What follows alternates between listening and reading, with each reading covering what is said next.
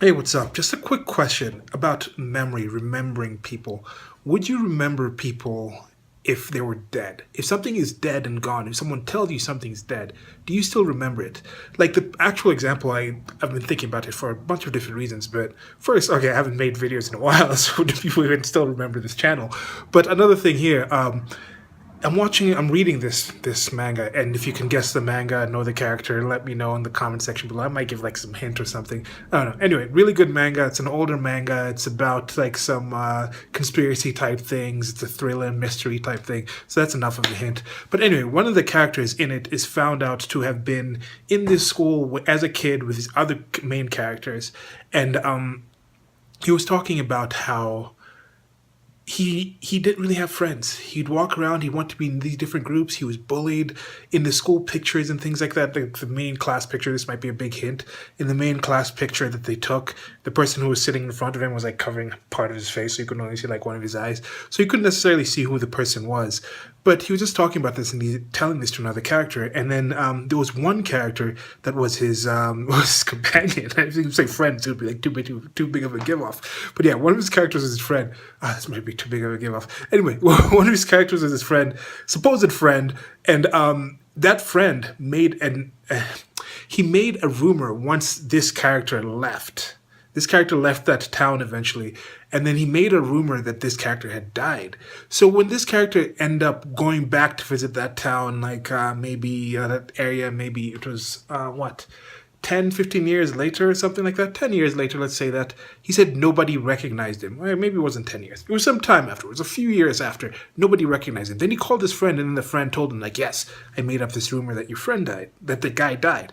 And I was kind of wondering, like, how many things do you remember? If it's a person, would you remember somebody that you were, let's say, in your class, in your school, 10 years later, if you just saw them in the street? They were just like some random person in your school. Like you shared maybe classes together, you weren't directly friends with this person, but how many faces do you actually remember? Because that's one thing for me. Like, I've traveled around and I see a lot of faces. I see a lot of people, and sometimes it's kind of hard when somebody says the name. It's kind of hard to pick up the face. But then, how do we do the whole thing where we imagine somebody's face and what that face is going to look like 10 years later? Especially when you're a kid, you see the people around you, those faces change. Or when you see all these new faces, because I meet all these new faces, I'm seeing all these faces. Then you have things like Facebook, you have things like social media, you have all these kind of things where you're seeing more and more faces. What is our actual human capacity for actually remembering someone's face, remembering a concept? How do we picture what this concept is going to grow like?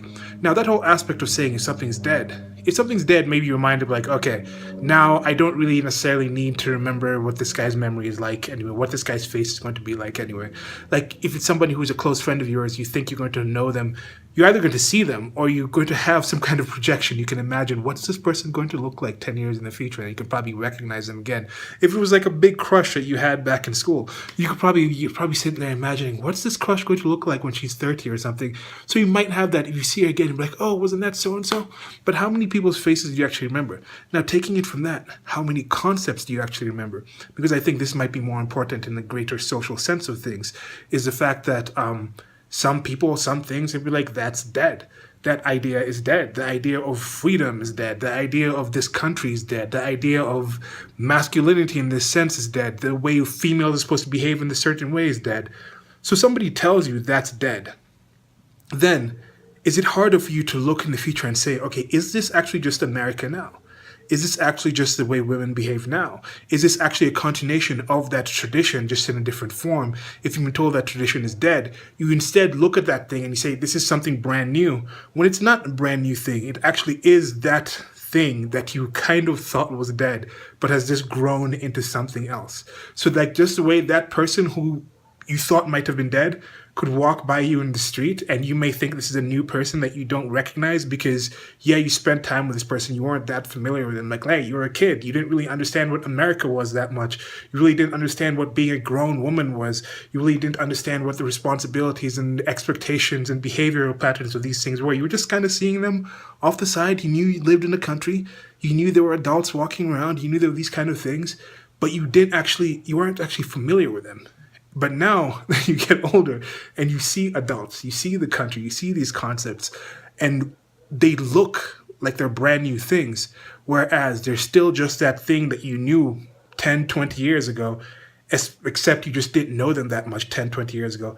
And on top of that, while you were growing up to this point, some people told you that that thing was dead. So you think this thing that you're seeing now is new. So yeah, that's it for the video. Until next video, I don't know when I'm going to release another one. But yeah, goodbye.